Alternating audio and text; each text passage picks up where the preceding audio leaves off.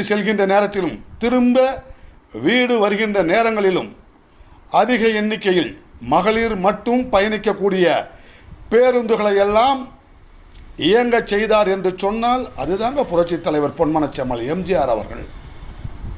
ஒரு பள்ளிக்கூட மாணவி ஒரு முதலமைச்சருக்கு கடிதம் எழுதுகிறார் என்று சொன்னால் அதற்கு உடனடியாக தீர்வு கண்ட ஒரு ஒப்பற்ற முதலமைச்சர் தான் இதய தெய்வம் புரட்சித் தலைவர் பொன்மனச்செம்மல் எம்ஜிஆர் அவர்கள். ஏன் அதிமுகவுக்கு தமிழகத்தின் தாய்மார்கள் ஏகோபித்த ஆதரவை தருகிறார்கள் என்றால் இப்போ புரியுதா, தெரியுதா?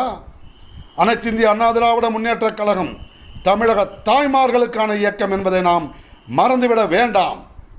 2026 தேர்தலில் இதய தெய்வம் புரட்சித் தலைவர் பொன்மனச்செம்மல் எம்ஜிஆர், இதய தெய்வம் புரட்சித் தலைவி அம்மா அவர்களின் நல்ல ஆசியுடன் கழக பொதுச்